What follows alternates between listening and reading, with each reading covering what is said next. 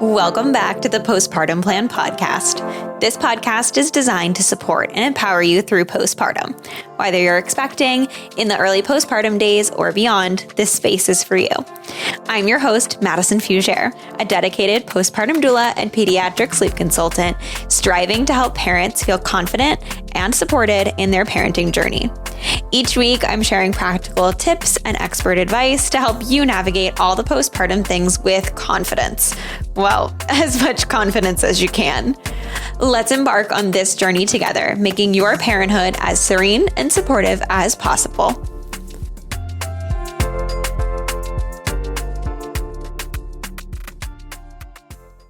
Adrian is a speech-language pathologist with 7 years experience working in early intervention. She focuses on using a total communication approach to help young children learn to communicate in whatever combination of methods works best for them. Whether it's verbal speech, sign language, picture communication systems, or something else entirely. She is passionate about empowering families to be their child's teacher and to cultivate joyful interactions. She is currently working towards a master's degree in public health and hopes to someday work in public policy to support children and families. I am so excited to have you with me today. Thank you for joining me. I'm really excited. This is great. It's going to be a blast.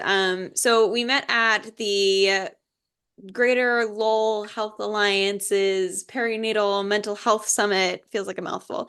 And I was super excited when you came up to say that you wanted to come on the podcast and that potentially some of your peeps will as well.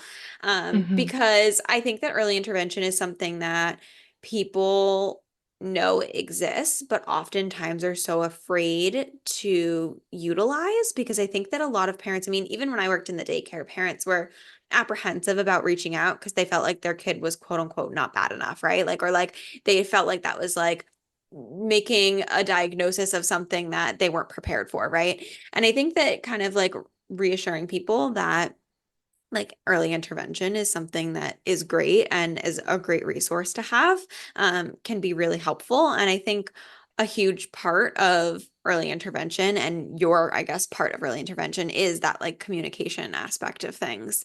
There's so many different parts to it, but Yeah, I yeah. find not to get too much into early intervention because I'm sure we would love to talk about it another time too. But I think one of Yeah. the lovely things about early intervention in particular is that we don't diagnose anything other than saying, oh yes, your child has a delay or doesn't have a delay, and Right. we can help you through a diagnosis process. We can help you identify things that may or may not be going on. But it's pretty much like we're a parent coaching. So Yeah. you don't have to have some kind of crazy diagnosis or something crazy going on. I see a lot of kids who just have a speech delay, and Yep. over the 6 months it works itself out, right? So there isn't like, oh, my kid is too bad or not bad enough, or this Right. is going to be some crazy medicalized context.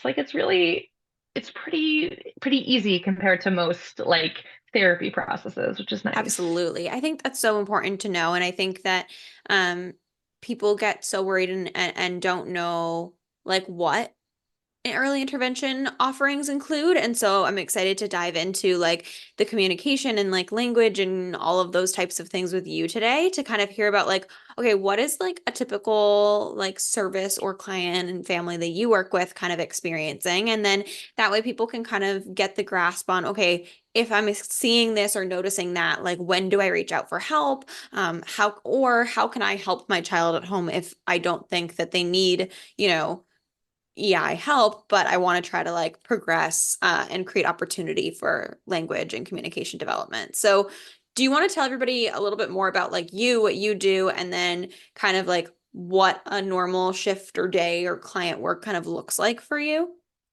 Yeah. So I'm an early intervention speech therapist. So I have a speech therapy degree. I also have a little post-grad diploma in early intervention, although most people don't. I just knew I wanted to do it from right from the start. So I went and got that too. Um, so I work in Massachusetts, early intervention is 0 to 3 years old. Some states go to 5. So I really only work with those young kids, as opposed to speech therapists who might work in the school systems, might be working on more like articulation or more advanced language skills. My focus really is on emerging communication, basic Right. communication. So not necessarily making sure that everyone has like the correct grammar or is pronouncing things right, but really just are these children able to express their basic wants and needs? And so I don't usually see kids until after they're about 18 months old, because before Right. that we aren't often aware whether or not they need a speech therapist. They might have a developmental specialist who works with them. They might have other specialists. But I do sometimes see younger kids who have some kind of a hearing loss or a cleft palate or some kind of diagnosis that is really SLP specific. Okay. Um, but so throughout the day, we actually work in people's homes. So we go into the home and we work with the child and the family. And a lot of the goal really is coaching. So taking a look at like how are you playing with your child, giving some advice about what you might change up or do a little bit differently, modeling some strategies.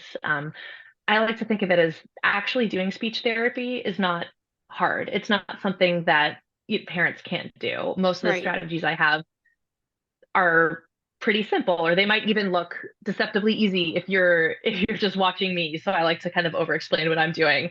Um, but knowing what strategies to use or knowing what the next developmental step is harder. And that's sort of what my Right. education is for. And so my job is really to go in and figure out like what are your goals for your child? What do you really wish they could do? What parts of the day are difficult and do we want to Yep. work towards improving? And really take a look at, okay, so I can see developmentally what milestones they might be behind on or where some of their skill deficits might be. And how can we target that during play or during routines? And Yeah. what can you do all the time? So it's not 1 hour of speech therapy a week doesn't do all that much, especially when you're so little. But if you do it every hour of the day, you can see change so fast, especially at this age. It's really fun. Oh yeah, I mean, development is insanely quick in tiny humans. It's crazy. It's like day and night, right? And I think your point really, I can't even like express the words to explain that it quite literally is like children learn through play and repetition and consistency, right? And so the idea behind somebody like you coming into the home and helping families in their home, in their setting, here, go about your normal routine. Okay, add this in, adapt this. Maybe you like just change your wording on questions when you're asking them what they want for breakfast, or how you give them lunch, or how you play with a toy with them, right? Like little small tips and tricks, I think can Yeah. make such a huge difference. And I think it's also so important to note that, like you said, it's not just you coming in for an hour and working with them. It's really like you are a parent coach, which I think can be really helpful because it gives parents and caregivers, whoever's with this child, like that boost of confidence that like they know what they're doing best for their child, right? And they can feel confident in seeing like that change happen so quickly, which is so amazing because that's such a cool thing. Yeah. And I think about really like, I mean, communication is something that everyone does to some extent. And so there's no reason that people can't do these things. It makes me feel really happy to be able to give them that support to feel like they're nurturing those interactions. And they really know kind of how to support that and how to do that and how to help that happen. Right, right. So I would love if you would kind of walk us through. We've done an episode in the past on with a Mhm. PT on like gross motor milestones, right? And we've kind of like walked through the steps of what parents should look for and what comes next. And I think that that might be also something that could be really beneficial for parents to hear about communication and language. So like, would you kind of walk us through, what early signs we should be seeing, and then kind of like step by step through, and also maybe explaining along that process at what point, if your child is not doing something, should you, have a little bit of like what we call like a yellow flag to maybe get some Mhm. supports to kind of come in and help with, evaluating that. Yeah. Sorry, I'm just jotting down some notes to make sure I don't miss things. I love it. I I can get love it. sidetracked. So, So no, many I get so ideas. sidetracked, so sidetracked. Um, yeah, so I think I'm really going to focus on kind of that first year of Yeah. development because I know that you're really that postpartum area. So, and once you get past that first year, there's a lot of different branches, a lot of different skills. But I really think of people often don't realize how many skills there are between not talking and saying single words. They think Yeah, like, they're not talking, and oh, yes, now they have 10 words that they will say consistently. right, But there are so many skills that either come before or sort of are the foundation of learning how to communicate, right?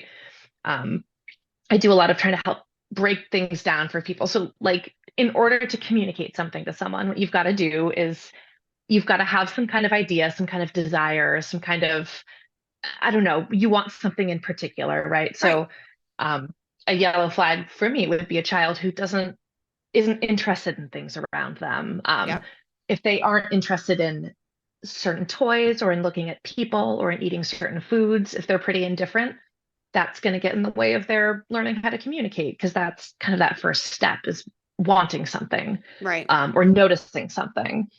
And so that next thing that you need to be able to do is know that you need to then get someone's attention. And a lot of babies figure this out pretty naturally that when they make noises, we might make a noise back, or when they Oh move, we yeah. might pay attention to them. Um, so figuring out like, oh, I can get attention from someone by making a noise, by making a gesture. That's a really important step too. So we don't see like a ton of intentional eye contact the way we do with older Right. kids. But I do expect babies kind of in that first year to begin looking towards adult spaces, smiling back and forth, kind of showing some of that social reciprocal actions. Even being interested in playing games like peekaboo, like you're acting and they're reacting. Yep. Um, so Right, it's that that next step then, nonverbal, yeah, right? Like yeah, it's the expressive communication. I think yeah, that people so see with yeah, the smiling back and forth that starts to kick in or like with peekaboo or the giggling, right? Like they yes. have intention behind their reactions, right? Like they have comedic timing sometimes and it's hilarious. It's Oh, I great. love a good like baby eyebrow. That Oh, can it's be real funny. great. So good. And that, I mean, that feels really rewarding for us too when they are Right. reacting to us back and forth. Is honestly one of the more rewarding parts of having a baby. And it's just a really great sign that they're interested in us and they know that when they act, we will react. Right. Right. So just that knowledge that like when they do something, they expect a reaction. Like it's really cause and effect to some, Right, right. if you really boil it down, right, it's all cause and effect. So if I scream, my mom will bring me milk. So when I'm hungry, I should scream and I will get milk. And Yep. that's, for a little baby, that is the thing they will do is scream. But they will Yep. start learning, oh, but if I want attention, I can blow a raspberry, right? Make one of those like sounds. Yep. And my mom will do it back to me. And I think that's hilarious. And Yep. so now they've learned a new, it's not quite a word, but it's like a little unit of like, ooh, I can wave my hands and my mom will react by waving her hands, or Yep. my dad will react by picking me up. Mm-hmm. Um, so they start learning that different things that they do cause different reactions from us. And that's really Yeah. like that next piece. As they get older, past 1 year, they start using specific sounds and words to mean like, I want up, I want milk. Yep. But even before that, we start seeing they just look at us and they do something or they make a sound, even kind of a general cooing sound. Right. And they're looking for us to respond because they expect that we will. Um, so those are really like the basics that all kids need to build on to really figure out how that exchange goes for Yeah. communication. And I think it's so important for parents to know that, like, I mean, I talk about this a lot when I work with sleep consulting clients that, like, there is not just like your baby crying, there are different, like, sounds to cries and there are different needs behind cries, right? So, you like, as a parent, it's really important to like tune into your kiddo when they're making sounds or crying or whatever they're doing, because what may feel just like a sound to us is, in fact, their way of like finding a way to communicate a specific need. And I think the more that you tune in, like you hear the babbling and whatever, but sometimes you can be like, oh, it sounds like you're saying this. And the more times that you like, right, react to them saying that, the more they're like, oh my gosh, wait, this, and it clicks. And I think that Yes. like Right? It's the weirdest, coolest thing. I'm like, you And sound like you're saying doll. I know you're not, but I'm going to tell you that you are. And then you're going to know that that's what that means, right? exactly. Oh, and I think about it like the first time a baby is shaking a rattle and it flies out of their hands, they didn't do that on purpose, but they suddenly they notice like, oh, if I open that Yep. that'll happen. So they're figuring that out on accident at first. And at first they will accidentally make sounds, right? They'll make little coos at you. And when you react to those and treat it like it's, oh, is that what she did today, really? Like, Yeah. you tell me, girl, tell me more, right? If Hmm. you're, I mean, you see the most hilarious videos of people having like little mock conversations with their Oh, toddler yeah. who's just blah, blah, blah, blah. Um, Uh-huh. but but it really is, if they just make these sounds because they're trying to figure out how their mouth works, and you react treating it like it's intentional, that's how they start to figure out like, oh, that was a Oh, I can cool do effect. this. Can I make that happen Right. again? Right. So Right. even if they are just making sounds like blah blah blah blah, if you treat that like, oh, really? Blah blah blah blah. What did she say to you? Like, tell me more. Hmm. They're gonna do it again because they want to see, how are you gonna react the same way? Like, how does this Right. work? And Right. that's that interest that really gets them figuring it out. I think it's so interesting. It's the little things. I mean, I have so many clients come to me, and granted, most of my clients I'm working with for the first 3 months of life, right? And they come to me and they're like, I've done it multiple times and compared this on the podcast, but I compare it to like an unhealthy relationship because at the beginning your baby just takes and takes and takes and takes and takes and you get nothing back, and then finally you get like a smile and it feels good, right? Or you're starting to get, like we were talking about, a giggle, right? But so many of my clients are like, what am I supposed to do? Right? Like, what do I do during the day with this like blob of cells that is my child? Like, I don't know how to, like, it's boring. I'm talking to myself all day long, or I'm not talking at all and it's quiet all day long. And I'm sure that you have some input on that one, but I often tell my clients, I'm like, just narrate what you're doing all the time. Like, I took a video the other day with a client who he's 6 months old and he just started eating solid. So now whenever I eat my lunch, he death stares me.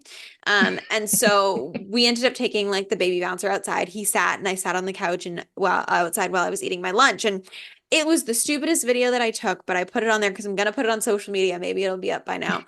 And I'm literally narrating what I'm eating, right? And I don't know if this is something that you typically suggest to do or not, but let me just tell you, I'm sitting here and I'm like, this is a carrot, it's crunchy. And then I'm crunching it. And then I'm like, this is a grape, it's a choking hazard. You cannot have these for a while. Like narrating things feels so silly, but you can make it comedic for yourself. And then the baby's like zone. Like he was Yeah. so focused. I got to eat my whole lunch and he didn't even like fuss, right? Um, and so I I think think no, that I like, think that is like the number one thing I recommend is just talk, talk, yeah, talk to them. So they're hearing the words, they're hearing the context they go in. It'll take them a while to, completely connect that, but just the oh more yeah. they hear, the better it is. And absolutely narrate in ways that are, appropriate-ish, but they don't understand anything yet. So you can Right. have fun, right? If you find it fun, you will do it more, which is what's Right. important. So if you Absolutely. I I'm like, know I love it. I know I was gonna say I know a couple people that are like, that feels weird to me. And so I've had some clients who like will put the TV on in the background for noise or put a podcast on and like that way it's conversation. I've even had one mama who would FaceTime or phone call one of her friends and like who also had a baby and they would talk to their babies like at the same time, but they were talking to their friend. So you're using your like super exciting baby voice, but you're having an adult conversation with somebody. So at least someone's talking back and you don't feel like you're talking to yourself. So I mean, there's so yeah. many ways to kind of like navigate it. And I think that um I mean, do you see a positive, I guess, correlation in a way to kiddos hearing a lot of language and seeing a lot of language around them and kind of positively reacting and having their own types of languages? Yeah, it's difficult to say because I only have small anecdotal Right, experiences, right, right? right, So I right. don't want to make any sweeping generalizations. I think that I see a small subset of kids who might have delays or concerns. And I think there's maybe an overrepresentation there of kids who aren't hearing as much language directed kind of towards them or around Okay. them. For reasons like sometimes there are some cultures where we don't. you don't talk to children. Like that way Yep. they aren't conversation partners. And it's just considered more weird or uncomfortable. And so it's Right. harder for the parents to get to that point where they're conversing with their baby because it feels like you're talking to an object or a cat or something, right? Yeah. It just feels uncomfortable and Yep. that's totally valid. But there's also, parents who are experiencing depression, especially postpartum depression. Like Yeah. the last thing you're going to sit there and do is have silly conversations if you're kind of in the throes of it, right? Or parents who are very busy or checked out. Like there's a lot of reasons, and none of them are the parents' faults. I mean, they're all kind of situations that occur. And many children who have that kind of experience learn just fine. I don't want to act like that's some kind of crazy sentence like, oh, your child's never going to talk now. Like, no, most kids thrive despite whatever kind of input they get. Yep. Children who might need a little extra help if they have suboptimal input might do worse than they would otherwise. But Okay. I don't want to be overly dramatic, like, oh, if you don't talk to No, your I kid, mean, they'll that's never good to learn to know though. talk. But No, that's um, great to know. I think that, yeah, the more information, the better, right? but Um, yeah, no, but like the more they really are hearing that conversational, just talking around them, and it's okay to have things like a TV on or a radio or a podcast, that is useful input for them. Um, but I would stipulate that it shouldn't be kind of the only input they're hearing. So I they was should just gonna also ask hear, about that too. yeah. Yeah. Well, I hear this a lot. People ask like, oh, like, should they be watching this? So like, is this going to help? Or, oh, I see he says these words and it's only the words he hears on YouTube. Or I get a lot of questions about Ms. Rachel, who I actually Yep. love and kind of envy and wish I was. So I shout out Ms. know. Rachel, put me on your Right? show. Right. Well, and I think so many people say like, oh, my kiddo like learned these words because of like this that they watched or this that we listened to or Mhm, this song or that show, right? And I think so many people jump on the train of like, oh, well, if it helped their kid, it helps my kid, right? mhm. And so I was interested to kind of get your opinion on, yeah, is that something that you typically find can be helpful? Or is it like kind of like an in moderation kind of a thing? I consider it like eating ice cream, which I Okay. do plenty of. Um, it can be pleasurable, it can be enjoyable, it can be a nice way to unwind. You can watch TV together and talk about it, but it isn't necessarily going to like teach or give a lot. Okay. I don't think it's there. I know there are some people who are like, no screens, never, never. I'm not. I think there's a lot of applications that are quite useful, including like I need to cook dinner and not have a toddler Yep. in the way of hot things, right? But a lot of what happens is kids will repeat things that they're hearing on the TV, but they don't necessarily, it's missing some of those pieces of communication. So you hear it and you might be able to repeat it, but you don't necessarily, it's not using it as part of that back and forth of that I have information, I find a partner, and Right. I exchange the Yep. information. So it's because it's missing that point, they might end up just sort of repeating things they've seen, maybe without context. And it doesn't quite teach them how to communicate, even if they have sort of learned how to mechanically say a word. Hmm. But I do think that shows like Ms. Rachel in particular, she isn't necessarily going to teach your child how to communicate. They might watch her and they have a lot of nice close-ups of her face as she's saying words nice and slowly. And they might pick up some of those from her, but a little bit for the parents, if you do what Ms. Rachel does, Yep. you are probably doing the right stuff. Right. It's a good educational She, tool for parents yeah, and caregivers too, right? Like, and I know that she works with a speech therapist behind the scenes, and she's getting an early childhood ed degree. So a lot of her content is if you do what she does, you will be doing a lot of this repetition, this slowness, yep. this talking about things, pairing words with actions that are kind of how kids learn. So it can be helpful, but more for the Yeah. parents than for the kids. I love that. I think that's so interesting and like a really good point to make. Um, so I would love to know then, I know that you have some like, you know, toy recommendations or Mhm. different like, maybe there's like games or different things that you suggest Yeah. to families to kind of like utilize in order to kind of help with communication development. Would you be willing to share some of those with listeners? Yeah. So I honestly, the thing that I usually say is the best toy is you. because you're going to react in real time to whatever they do and really Right. have that satisfying exchange, that back and forth, that social engagement that is so, so important. So you're the best toy, doing things like peekaboo, putting something on your head and going, choo, and dropping it off, and having them laugh and then doing it again. Just playing tickling games. You go tickle, tickle, tickle, tickle, tickle, right? Um, Anytime you can add in a sound effect or a word that you're repeating over and over, um, that's going to be such a rich kind of learning experience for them. Things like ready, set, go. Right. Eventually, they're going to start anticipating that go, and they might say it themselves because they know it goes there and they Yeah. want to participate in that little routine. Um, there's like a couple of toys that I have a soft spot for. So usually I don't love toys that do a lot of work for your kid. Things that like play a lot of sounds or like have Yep. buttons that you push that do things. Because the more work the toy does, the less your kid's gonna do. But I have a real soft spot. Have you seen that like dancing cactus Oh toy that yeah. Oh yeah. which I It feel scares the horrible. crap out of kids at I first, and know. then once they realize though, it becomes like their best friend. Yes. And so it's like you make a sound and it just repeats the sound back in like a different pitch and it like lights up and dances. But it's such a good cause and effect thing. And Right. especially there are some kids who aren't as socially motivated that I work with, right? For whatever reason, they aren't as Yep. interested in interacting with other people. And it's kind of an in between that and a screen, right? So they might Yeah. like that it's lighting up and dancing. It might be less uncomfortable than like eye contact or some of that social intense stimulation, but it still is reacting to them, and they start to notice like, oh, every time I make a noise, it makes a noise back, and they start having that back and forth again. And some of those kids that are not as socially interested, that's like a little way to scoot in there and get a little thing going with them. The other thing I really like is I don't know if you remember Echo microphones. Yeah. Those like they're all plastic, like they don't plug in or do anything. They just have like the barest little echo when you talk into them. Yes.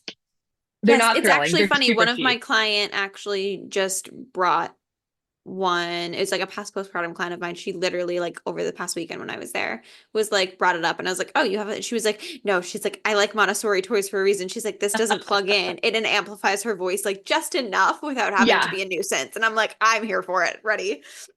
And that's honestly, it's just something that the kids find fun to talk into, and Right. it encourages them to just explore their voice more. Because talking is like pretty hard to like, there's a lot of muscles we're moving. There's a lot of timing. It's really, really hard. Just been doing it for our entire memory, so we don't remember Right. how hard it is. But Right. it's it's like walking. Like kids practice how to walk for so long, but they need to practice how to make different kinds of sounds with their voices. And so things that encourage them, like an echo mic, can really help. You can also start teaching them some of those back and forth uh, routines almost by, you talk into the microphone, literally pass the mic to them. Now it's their turn to babble, to make noises, to sing, la la Yep. la. Pass it back to you. It's your turn again. Really teaches them, especially for kids who are a little bit less aware of those back and forth routines. It really helps them to start figuring out that pattern. Yep. And there's some kids that's a real teaching tool for me. Absolutely. I love that. That's such a good point of like it can be like a multi-purposed tool. And it can help with lots of different things. Now I know you've kind of talked a little bit about different yellow red flags of like, okay, when to kind of like Yeah. look for support. But I would love to get a little bit more information from you on like, are there specific like milestones that kiddos should be hitting? That if they're not getting there, that's when they should reach out. And or is that kind of more like of a gray area kind of thing? So there aren't a ton at this kind of under 1 year age. So generally they say kids should say 1 to 3 words meaningfully around 12 months old. And oftentimes it's mama or dada or something for milk or bottle. Those are like the most important things in their life. Right. Um, I will send you a link for the American Speech Language and Hearing Association does have a pretty detailed list of developmental milestones that are all Okay. communication related. And I would encourage anyone who's worried to check it out and see just is your kid doing the things on that list? And it's things like sound production, but also social engagement and Right. attention to objects. There's just everything is so interconnected. It can be hard to tease it apart. But ASHA's Yeah. milestones are really, really great. The CDC has milestones listed as well. They're a little more broad. So Okay. it's like, oh, under 12 months, say 1 to 3 words, which is not maybe as exciting. Um, That's a great information. I think because I think that communication is more than them just like requesting or asking for something. I think there's so much receptive language and like mhm. understanding that happens before people like kiddos actually speak. And I think a lot of parents, especially those who this is your first child or are not around other children around this age, really have no one to kind of gauge it off of, right? Like we say, don't compare your Yeah, kid to other kids, which you shouldn't. But for people who are not around other 1 year olds and they have a 1 year old, it's really yeah, difficult for people to know kind of what to expect. So I think looking into resources like those, which I'll put in the show notes, can be really helpful to parents to kind of just like gauge things or to also see, okay, like this is the next milestone that they're going to be hitting. Okay, let me figure out how I can help yeah. support them in getting to that Or milestone too. even like figuring out where kids are at with their receptive skills, with their understanding can be so hard because there's always a motivation piece. There are Right. always kids who understand and just don't care to follow. But I would definitely, oh, Yeah. it's half my caseload. I would definitely look for kids should start to, as they're kind of between 6 and 12 months old, they should, if you say a family member's name or the name of something that is very familiar to them, like milk or bottle, they should look towards it, right? Kind Right. of showing like they understand that word. They should look towards it. They start to have that anticipatory excitement where you might say um, a word for something that they enjoy, and their activity level might increase. Yeah. They should react to sort of different tones of voice. So Yeah. stern should give them a little bit of a pause or make them a little bit not nervous, a Yeah, they little have on a edge as reaction. opposed, Yeah, yes, a yeah. reaction. I'm like, oh, what's a nice way to say it? Versus like a soothing tone should help calm them down. I look for kids to notice if you are singing, as opposed to like a TV or like something playing music, which is Mm. great and fine, but like, are you singing a familiar song? Do they notice that? Yeah, that's a great point. Those sorts of things that you look for them to turn if you call their name, which is not necessarily a hearing thing, but hearing obviously contributes to that. But just Right. are they sort of aware that like these sounds happening around them mean things? Yes, yes. I think that's parts there's so much to communication, right? Like there's so many elements to it it makes it far more than just, a child speaking language. And there's so many things that get them to those kind of steps.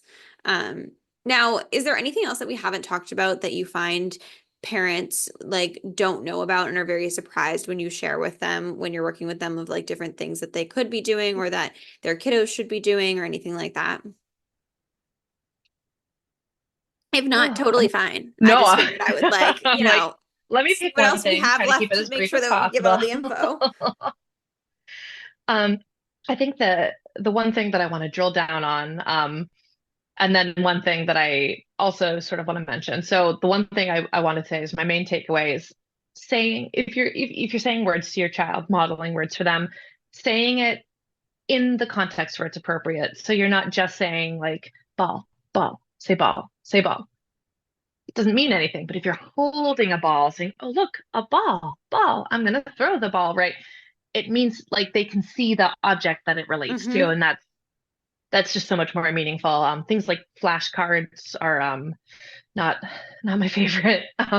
It's Just because hard. it doesn't It's the it association isn't the same for little right. minds, right?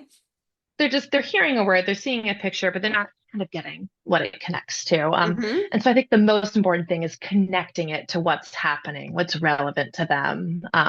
Don't worry about don't worry about drilling colors and numbers and letters and like vocabulary words. Like none of that is important to them, and they won't care about it. Right. Um, I think only tangentially related. If a child has ear infections frequently, Mm, which kids are more likely to have ear infections because of just the shape of their ears and their kind of sinus cavities.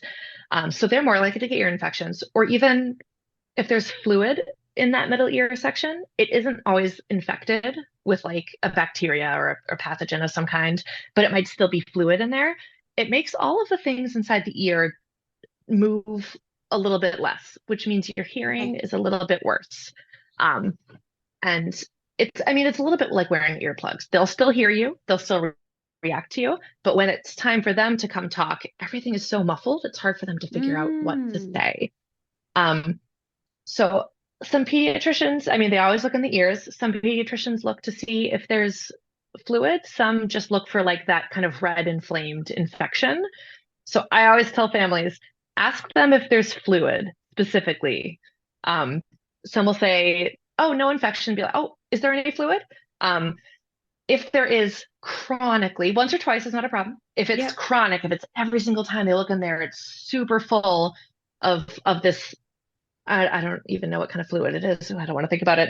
But if it's if it's if it's super super full every single time, then you might want to look into going to an ENT. They can Right, put little tubes in the eardrum that let the fluid drain out. But it can just have just enough of an impact that it right. makes it hard for them to figure out how to talk.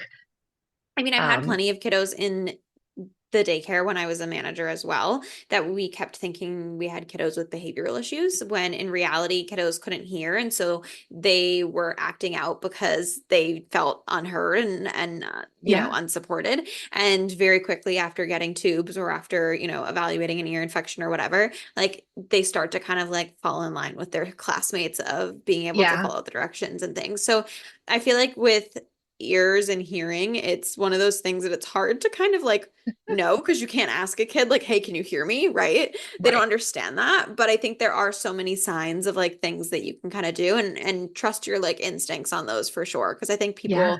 parents, like, your kids, right? Like they're gonna notice before, somebody else does. Hmm. And I hear a lot of parents will say, "Oh, he can hear me." Like, and I'm like, "Well, he can, but he can't."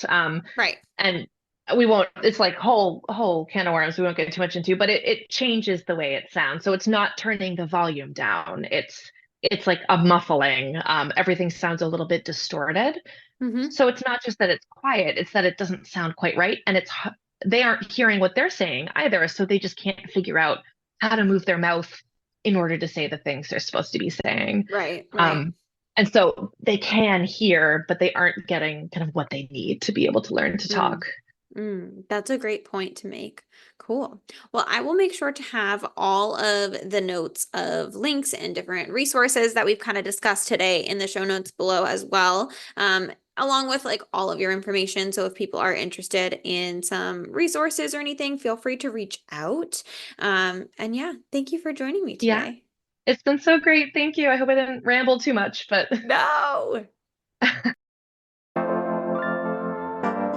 Thank you so much for tuning into the Postpartum Plan podcast. I hope that today's episode brought you support, relatability, and valuable insight. Remember, you're not alone on this journey. If you enjoyed the show, please subscribe and leave a review and share with any of your prenatal and postpartum friends and family. Your feedback helps us reach more parents seeking support. And if you're looking for additional resources, please feel free to connect via Instagram at Serene Moments Doula for constant information, tips, and tricks, or check out my website, www.serenemomentsdoula.com. See you next week.